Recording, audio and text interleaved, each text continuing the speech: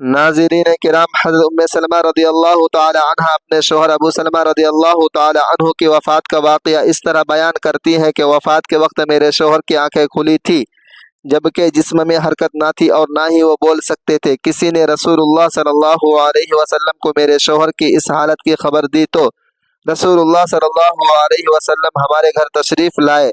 जब नबी करीम सल्लल्लाहु अलैहि वसल्लम मेरे शोहर के पास आए तो उन्होंने देखा कि मेरे शोहर की आंखें खुली हैं, तो उन्होंने अपने हाथ मुबारक से आंखें बंद करते हुए फरमाया कि जब मौत का फरिश्ता इंसान की रूह कब्ज़ करता है तो मरने वाले की रोशनी भी रूह के साथ चली जाती है। जब रसूलुल्लाह सल्लल्लाहु अलैहि वसल्लम के मुंह से ये अल्फाज निकले तो घर वालों ने रोना शुरू कर दिया। अबू सलमा अब इस दुनिया में नहीं रहे। रसूलुल्लाह सल्लल्लाहु अलैहि वसल्लम ने फरमाया, मरने वाले को हमेशा अच्छे अल्फाज में याद किया करो, क्योंकि उस वक्त फरिश्ते पास होते हैं। मैयत के इर्द गिर्द बैठे लोग बातें करते हैं, फरिश्ते उनकी बातों पर आमीन कहते हैं। नबी करीम सल्लल्लाहु अलैहि वसल्लम अल्लाह से जो दुआ की है, ए अल्लाह अबू सलमा को कब्र के अजाब से माफ़ फरमा और उसको अपने ख़ास बंदों में शामिल कर ले जिन पर तेरे ख़ास करम है। उसकी कब्र में अपनी रहमतें फरमाना और उसको नूर से माला माल कर देना। नबी करीम सल्लल्लाहु अलैहि वसल्लम इस दुआ से साबित होता है कि जब मुसलमान विसाल कर जाता है तो अल्लाह मुसलमानों की कब्र में नूर और रहमतें अता करता है, जबकि गैर मुस्लिम जब मरता है तो अल्लाह पाक उसकी कब्र को तंग और अजाब से भर देता है। इस दुनिया से जाने के बाद इंसान के लिए सबसे ख़तरनाक पहली मंजिल कब्र है। अगर इंसान अपनी पहली मंजिल यानी कब्र के अजाब से बच जाए तो उसके लिए इस बात की सब बात करना मुश्किल नहीं रह जाता। इसलिए रसूलुल्लाह सल्लल्लाहु अलैहि वसल्लम ने फरमाया, इंसान को मरने के बाद बहुत सी मंजिलें तय करना पड़ती है, जिनमें से सबसे पहली कब्र का अजाब होता है। अगर इंसान कब्र की सख्ती से बच जाए तो दूसरी मंजिलें उसके लिए आसान हो जाती हैं। एक दफ़ा नबी करीम सल्लल्लाहु अलैहि वसल्लम कब्रिस्तान से गुजर रहे थे तो रसूल अकरम ने कब्र का अजाब बयान करते हुए फरमाया, मुझे अगर इस बात का डर न होता कि तुम मैयत को कब्र में दफन करना छोड़ दोगे तो मैं अपने रब करीम से दुआ फरमाता कि वह आपको भी कब्र के अजाब से आगाह कर देता, जिस तरह के मैं सुन रहा हूँ और देख रहा हूँ। रसूलुल्लाह ने जब सहाबा को कब्र के अजाब से आगाह किया तो सबके रोंगटे खड़े हो गए। हज़रत मोहम्मद का फरमान है कि मरने के बाद कब्र इंसान की पहली सीढ़ी है। जिस बंदे की ये मंजिल आसान हो गई तो बाकी सब मंजिलें उसके लिए आसान कर दी जाती हैं, और जिसके लिए ये मंजिल आसान नहीं हुआ तो उसके लिए दूसरी मंजिल तय करना मुश्किल हो जाता है। रसूलुल्लाह सल्लल्लाहु अलैहि वसल्लम ने फरमाया, मैंने आज तक कब्र सख्त तरीन नाजिल कभी नहीं देखा। नबी करीम सल्लल्लाहु अलैहि वसल्लम का फरमान है, मैयत को जब कब्र में दाखिल करके घर के तरफ लौटते हैं तो मैयत लोगों को चलने की आवाज़ को अच्छी तरह सुन रही होती है। अगर मरने वाला अच्छा मुसलमान हो तो नमाज उसकी सर की तरफ, रोज़ा उसके दाएं तरफ और ज़कात उसके बाएं तरफ, और दूसरे जितने भी उसके नेक आमाल होते हैं वह उसके पाँव की तरफ आ जाते हैं। जब भी कब्र का अजाब उसके पास आता है तो नमाज, रोज़ा, हज, ज़कात, सदका व खैरात और उसके नेक आमाल उसकी हिफाजत करते हैं। फिर उससे कहा जाता है कि बैठ जाओ, चुनांचे वह बैठ जाता है और उसको सूरज ऐसे दिखाई देता है जैसे गुरूब होने को। फिर उससे कहा जाता है कि तुम उस शख्स के मुतालिक क्या गवाही देते हो? वह कहता है, मुझे ज़रा नमाज पढ़ लेने दो। उसे कहा जाता है कि तुम अनकरीब ये काम कर लोगे। पहले इस सवाल का जवाब दो कि तुम उस शख्स के बारे में जो तुम में मबऊस हुआ था क्या कहते हो और क्या गवाही देते हो? गवाही देगा कि रसूलुल्लाह अल्लाह के आखिरी नबी हैं जो अल्लाह का दीन लेकर तशरीफ़ लाए। फिर उससे बोला जाएगा कि इसी यकीन के साथ तुम रहे और इसी पर तुमको दुनिया से उठाया गया और इसी अमल के मुताबिक तुमको दोबारा ज़िंदा किया जाएगा। ये सब बातों के बाद उसके लिए जन्नत के दरवाजे खोल दिया जाता है और वह जन्नत को देखकर बहुत खुश होता है। फिर उसको जहन्नम का दरवाज़ा खोल कर दिखाया जाता है और कहा जाता है कि अगर तेरे नामे आमाल अच्छे न होते तो तुमको जहन्नम के गहरे हिस्से में डाल दिया जाता।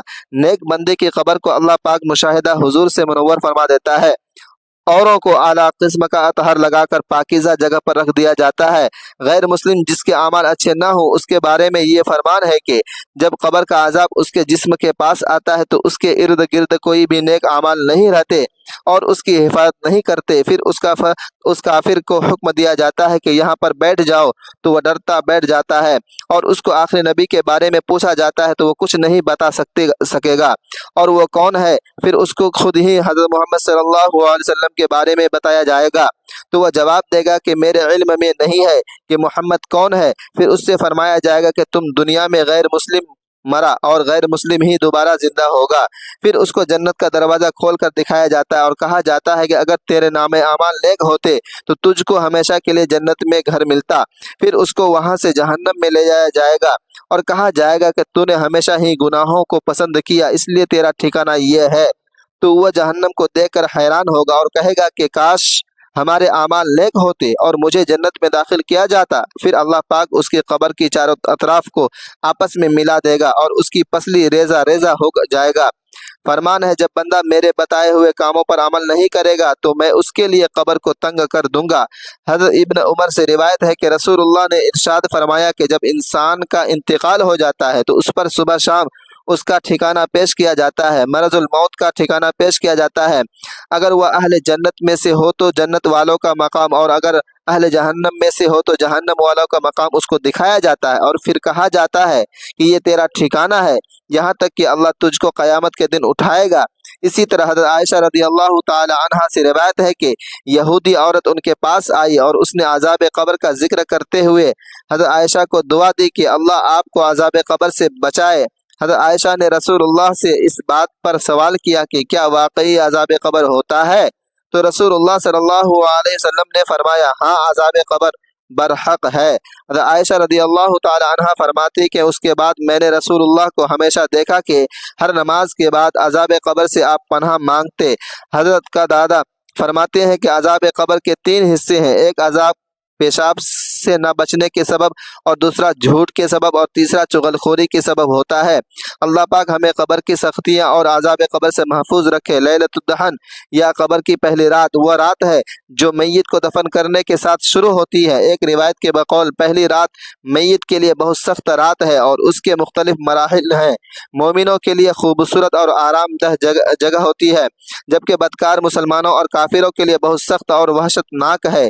آج ایک لمبی تفصیل اور متفقہ علیہ حدیث پیش کریں گے جس میں قبر کے نیک اور بدکار انسانوں سے سوال باجماعت اور میت کی قبر میں پہلی رات کا تفصیلی طور پر ہمارے پیارے نبی حضرت محمد مصطفیٰ صلی اللہ علیہ وسلم نے ذکر فرمایا۔ موت کے پہلے کچھ گھنٹے اور پہلے دن روح اور جسم کے علاوہ اس کی مادی بدن کے ساتھ ساتھ رہتی ہے، کیونکہ دنیا میں روح کو اس مادی بدن سے محبت تھی، اس لیے اب وہ اس بدن پر خاص توجہ رکھتی ہے اور اس کے ساتھ رشتہ برقرار رکھنا چاہتی ہے، غسل اور دوسرے مؤثر انجام دیتے ہیں۔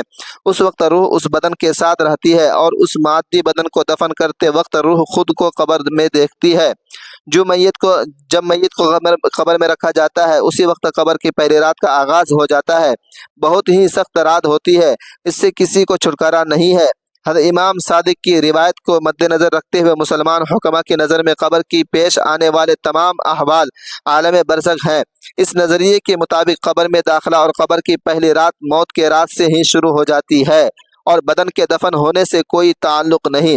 اب جن لوگوں کے جسم دفن نہیں ہوتے، یہ آگ میں جل جاتے ہیں یا پانی میں غرق ہو جاتے ہیں، ان کی پہلی رات کیسی گزرے گی؟ اس بارے میں امام طبری دیان فرماتے ہیں، حضرت امام حسن عسکری کے پاس ایک شخص آیا اور پوچھنے لگا کہ جو لوگ جل جاتے ہیں یا پانی میں ڈھا جاتے ہیں اور ان کے جسم دفن نہیں کیے جا سکتے تو پھر ان کی قبر کی رات کیسی ہوگی؟ آپ فرمانے لگے، مرنے کے بعد کی حالت کا نام قبر ہے، خواہ مرنے والا جل جائے، دریا میں غرق ہو جائے، کوئی اژدہا نگل جائے، اس کی قبر کیفیت عذاب کی کیفیت ہمیں نہیں بتائے گی، بس جس قدر ہمیں بتایا گیا ہے اسی پر آمین کہنا ہے۔ اس لیے قبر کی نعمت یا تکالیفیں کیسے ملے گی اس کے بارے میں سوال کرنا بے اصول ہے۔ سمجھنے کے لیے اتنا کافی ہے کہ رات میں جب ہم خواب دیکھتے ہیں اس میں ہم کہیں جا رہے ہیں، کسی سے بات چیت کر رہے ہیں تو ہمارا جسم ہمارا بستر پر ہوتا ہے اور روح کا تعلق ٹہلنے کی کسی سے بات چیت کرنے سے ہوتا ہے۔ اسی طرح روح جب علیین میں چلی جاتی ہے اور جسم قبر میں رہتا ہے تو ان دونوں کا لگاؤ اس خواب کی طرح ہوتا ہے۔ جسم جہاں کہاں ہوتا ہے وہ اللہ ہی کو معلوم ہوتا ہے۔ اب بات کرتے ہیں کہ قبر کی پہلی رات کیسی ہوگی۔ اس بارے میں حدیث پاک ابن داؤد میں 4753 ہے، مسند احمد میں جلد نمبر 4 صفحہ نمبر 287 پر 1857 ہے، مشکات شریف میں 1030 نمبر، مستدرک حاکم میں حدیث نمبر ہے۔ حضرت برا بن عازب رضی اللہ تعالیٰ عنہ بیان کرتے ہیں کہ ہم حضور پاک صلی اللہ علیہ وسلم کے ساتھ ایک انصاری کے جنازے میں شریک ہوئے۔ ہم جب قبر پر پہنچے تو لحد تیار نہیں ہوئی تھی، لحد تیار ہو رہی تھی کہ ہم حضور پاک کے پاس بیٹھ گئے جو کہ میت کے سرہانے بیٹھے تھے۔ ہم نے دیکھا کہ آپ کبھی آسمان کی طرف دیکھتے ہیں اور کبھی لحد کے اندر دیکھتے ہیں جو کہ تیار ہو رہی تھی۔ 3 مرتبہ ایسا کرنے کے بعد حضور نبی کریم نے اس طرح دعا مانگی، اے اللہ میں عذاب قبر سے تیری پناہ چاہتا ہوں۔ پھر آپ صلی اللہ علیہ وسلم نے ارشاد فرمایا، بندہ مومن جب دنیا کی طرف سے رابطہ توڑ کر آخرت کی طرف متوجہ ہوتا ہے، یعنی جب اس کی موت کا وقت آتا ہے، تو سورج کی طرح چمکتے دمکتے سفید چہروں والے فرشتے جنتی خوشبودار جنتی کفن لے کر اس کے پاس آتے ہیں، حتیٰ کہ تا حد نظر تک ان کے سامنے بیٹھ جاتے ہیں۔ پھر موت تشریف لاتے ہیں حتیٰ کہ وہ اس کے سر کے پاس بیٹھ جاتے ہیں اور کہتے ہیں کہ پاکیزہ روح اللہ کی مغفرت اور اس کی رضامندی کی طرف چلتی ہے۔ جیسے مشکیزے سے پانی کا قطرہ بالکل غیر محسوس طریقے سے اس کی روح نکال لی جاتی ہے اور جب ملک الموت اس کی روح نکالتے ہیں تو باقی فرشتے اس سے آنکھ جھپکنے کے برابر ایسے ملک الموت کے پاس نہیں رہنے دیتے، بلکہ حصے میں فوراً اس کے کفن اور اس کی خوشبو میں لپیٹ دیتے ہیں جو جنت سے لائی جاتی ہے۔ پھر اس کی روح کو لے کر بلند ہوتے ہیں اور فرشتوں کی جس کے پاس وہ گزرتے ہیں تو فرشتے پوچھتے ہیں کہ یہ کیسی خوشبو ہے، اور وہ اس کے دنیا کے ناموں سے بہترین نام لے کر بتاتے ہیں کہ فلاں بن فلاں کی روح ہے، حتیٰ کہ وہ اسے آسمان دنیا تک لے پہنچتے ہیں، اس کے لیے دروازے کھولنے کی اجازت طلب کرتے ہیں تو آسمانوں کے جو دروازے ہیں اس کے لیے کھول دیے جاتے ہیں۔ پھر ہر آسمان کے مقرر فرشتے اگلے آسمان تک اس کی روح کو باعزت با احترام کے ساتھ لے کر جاتے ہیں، حتیٰ کہ اسے 7ویں آسمان تک پہنچا دیا جاتا ہے۔ تو اللہ تعالیٰ فرماتا ہے، میرے بندے کا نام اعمال علیین میں لکھ دو۔ علیین اور سزینیت مقامات ہے، ایمان والوں کی روح جو ہے علیین میں ان کا نام اعمال لکھا جاتا ہے، اور جو منافقین ہے مجرمین ہے سجین ہے لکھا جاتا ہے۔ سورۃ المطففین آیت نمبر 83 سے پارہ نمبر 30 کے اندر، اور اسے واپس دنیا کی طرف لے جاؤ، میں نے انہیں اسی دنیا میں پیدا کیا اور اسی میں انہیں کو لوٹاؤں گا، پھر دوبارہ اسی سے نکالوں گا، پھر اس کی روح اس کے جسم کی طرف لوٹا دی جاتی ہے، لیکن یہ لوٹانا دنیا کو لوٹانا نہیں ہوتا، یعنی وہ لوٹنے کے بعد یہ بات نہیں کہ قبر میں بیٹھ جائے گا، ہمیں نظر آئے گا، یہ سب کچھ برزخی معاملات ہوں گے۔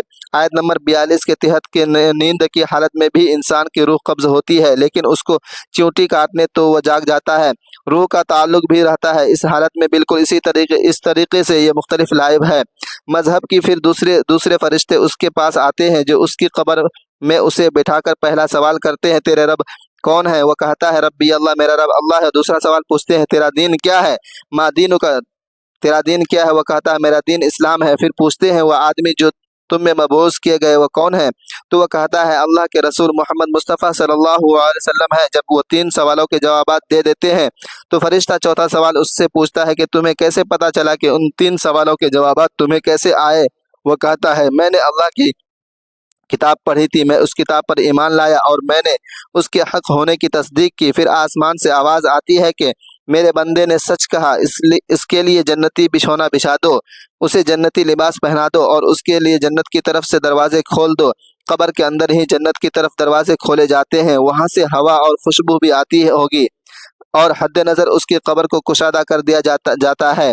خوبصورت چہرے، خوبصورت لباس اور بہترین خوشبو والا ایک شخص اس کے پاس قبر میں آئے گا اور کہے گا کہ اس چیز سے خوش ہو جاؤ جو چیز تجھے خوش کر دے گا، یہ وہ دن ہے جس کا تجھ سے وعدہ کیا جاتا ہے۔ وہ شخص پوچھے گا کہ اے شخص تو کون ہے؟ تیرا چہرہ چمکنے والا ہے چہرہ۔ وہ جواب دے گا میں تیرا عمل صالح ہوں، یعنی نیک اعمال۔ ایک خوبصورت شخص کی شکل میں اس کی قبر میں آئے گا تو پھر وہ شخص کہے گا کہ اے اللہ، اے میرے رب، جلدی کرو، فوراً قیامت قائم فرما دے حتیٰ کہ میں اپنے اہل و عیال کی طرف چلا جاؤں، یعنی مومن کہے گا کہ اے اللہ جلدی قیامت آ، مجھے میرے اعمال کا بدلہ مجھ سے انتظار نہیں ہوتا، فوراً قیامت آ جائے۔ اس کے برعکس جو کافر اور بدکار مسلمان شخص دنیا سے جاتا ہے تو آپ صلی اللہ علیہ وسلم نے فرمایا کہ سیاہ چار والے فرشتے نازل ہو کر تحت نگاہ اس کے پاس بیٹھ جاتے ہیں۔ پھر موت کا فرشتہ کہتا ہے اے خبیث روح چل۔ اب اللہ کے غضب اور ناراضگی کی طرف یہ سن کر روح چھپنے کی کوشش کرتی ہے اور پورے جسم میں پھیل جاتی ہے، تو وہ ملک الموت اس طرح سے اسے کھینچتا ہے جیسے لوہے کی سلاخ کو گیلے خون میں سے کھینچا جاتا ہے۔ اس کی نسیں اور رگیں ٹوٹ پھوٹ جاتے ہیں۔ اس کی حالت ایسی ہو جاتی ہے جیسے کہ بنی ہوئی روئی میں سے کانٹے اور کانٹے دار جھڑی نکالے تو روئی کے گالے اس میں پیوست ہو جاتے ہیں۔ پھر ملک الموت سے باقی فرشتے اس کی روح کو لے کر پلک جھپکنے کے برابر بھی وہاں رہنے نہیں دیتے، حتیٰ کہ وہ اسے بالوں سے بنے ہوئے کمبل میں لپیٹ لیتے ہیں اور اس سے زمین پر گرا دیتے ہیں۔ نکلنے والی انتہائی بری بدبو نکلتی ہے۔ وہ اسے لے کر اوپر چڑھتے ہیں تو فرشتوں کی طرف کی جس جماعت کے پاس سے گزرتے ہیں تو فرشتوں کی جماعتیں کہتی ہے یہ کیسی خبیث روح ہے؟ وہ کہتے ہیں فلاں بن فلاں کی روح ہے، اور وہ اس کا دنیا کا انتہائی کبھی نام لے کر بتاتے ہیں، حتیٰ کہ اسے آسمان دنیا تک لے جایا جاتا ہے۔ اس کے لیے دروازے کھولنے کے لیے حضرت خواست کی جاتی ہے تو آسمان کے دروازے اس کے لیے نہیں کھولے جاتے۔ اور پھر رسول اللہ صلی اللہ علیہ وسلم نے سورۃ الاعراف کی آیت نمبر 40 پڑھی کہ آسمان کے دروازے نہیں کھولے جائیں گے، وہ جنت میں داخل بھی نہیں ہوں گے حتیٰ کہ اونٹ سوئی کے سوراخ سے گزر جائے۔ یہ سورۃ الاعراف کی آیت آپ صلی اللہ علیہ وسلم نے پڑھی۔ پھر آپ نے فرمایا کہ اللہ فرماتے ہیں اس خبیث کا نام اعمال سب سے نچلی کتاب سجین میں لکھ دو، پھر اس کی روح کو شدت کے ساتھ پٹکا جائے۔ پھر آپ صلی اللہ علیہ وسلم نے سورۃ الحج کی آیت تلاوت فرمائی، جو شخص اللہ کے ساتھ شرک کرتا ہے گویا وہ آسمان سے گر پڑا پرندے اسے اٹھا کر لے جائے یا کسی دور جگہ پر پھینک دے۔ حضور نے فرمایا کہ پھر اس کی روح کو وہیں سے نیچے پھینک دیا جاتا ہے اور وہ اپنے جسم میں آ کر گرتی ہے، اور دو فرشتے اس کے پاس آ کر اسے پوچھتے ہیں کہ تیرا رب کون ہے؟ اور اب اس سے بھی سوال ہوتا ہے۔ وہ حیرت زدہ ہو کر کہتا ہے ہائے افسوس، ہائے افسوس، میں نہیں جانتا، میں نہیں جانتا۔ پھر پوچھتے ہیں تیرا دین کیا ہے؟ وہ پھر حیرت زدہ ہو کر کہتا ہے ہائے افسوس، ہائے افسوس، میں نہیں جانتا، میں نہیں جانتا۔ پھر اس سے پوچھتے ہیں کہ جو شخص تمہیں مبعوث کیے گئے وہ کون تھے؟ وہ کہتا ہے ہائے افسوس، ہائے افسوس، میں نہیں جانتا، میں نہیں جانتا۔ پھر آسمان سے آواز آتی ہے اس نے جھوٹ بولا، اس کے لیے جہنم کا بچھنا بچھا دو۔ اور بخاری میں الفاظ ہے کہ اس کے جواب میں فرشتے پھر اس سے چوتھا سوال کرتے ہیں کہ وہ انہیں خود پڑھ کر سمجھنے کی کوشش کیوں نہیں کی؟ یہاں جو لوگ سمجھے ہوئے تھے، کتاب و سنت پر چلنے والے لوگ تھے، ان کے ساتھ تو کیوں نہیں چلا؟ اللہ تعالیٰ فرماتے ہیں اس کے لیے جہنمی بچھونا بچھا دو، جہنم کی طرف ایک دروازہ کھول دو، وہاں سے گرمی اور گرم ہوا اس کی قبر میں آتی رہے گی۔ اس کی قبر کو اس قدر تنگ کر دیا جائے کہ اس کی پسلیاں ایک دوسرے کے اندر داخل ہو جائے، اور کبھی چہرے والا شخص ایک گندے لباس میں انتہائی بدبودار لباس پہنے اس کے پاس آئے گا اور اسے کہے گا کہ میں ایسی چیز کی بشارت دوں جو تمہیں غم زدہ کر دے، یہ تیرا وہ دین ہے جس کا تجھ سے وعدہ تھا؟ وہ پوچھے گا تو کون ہے؟ تیرے چہرے سے تو خیر کی توقع نظر نہیں آتی۔ وہ جواب دے گا میں تیرا خبیث عمل ہوں جو تو دنیا میں کیا کرتا تھا۔ پھر وہ کہتا ہے کہ اے میرے رب قیامت قائم نہ کر، اے میرے رب قیامت قائم نہ کرنا۔ اللہ پاک سورہ یاسین کی آیت نمبر 52 میں فرماتے ہیں یعنی جب قبروں سے نکالا جائے گا مجرموں کو، وہ کہیں گے کہ ہائے افسوس، ہمیں کس نے ہماری قبروں سے باہر نکالا؟ تو اللہ تعالیٰ فرمائے گا کہ یہی ہے جس کا وعدہ رحمان نے کیا تھا اور رسول اللہ نے سچ کہا تھا۔ اے اللہ پاک ہمیں عذاب قبر سے محفوظ فرمانا، ہم سب کو دنیا میں ہی قبر کے سوالوں کی تیاری کرنے کی توفیق عطا فرما، اور بروز قیامت ہمیں نبی کریم صلی اللہ علیہ وآلہ وسلم کی شفاعت نصیب فرمانا۔ دوستو گناہوں سے بچنے نیک اعمال کیجیے اور یہی وقت ہے قبر کی تیاری کیجیے۔ اللہ پاک ہم سب کا حامی و ناصر، اور کمنٹ سیکشن میں آمین لکھنا مت بھولیے گا۔ اللہ تبارک و تعالی تمام امت مسلمہ کو اپنے حفظ و امان میں رکھے، آمین ثم آمین۔ اور اس ویڈیو کو زیادہ سے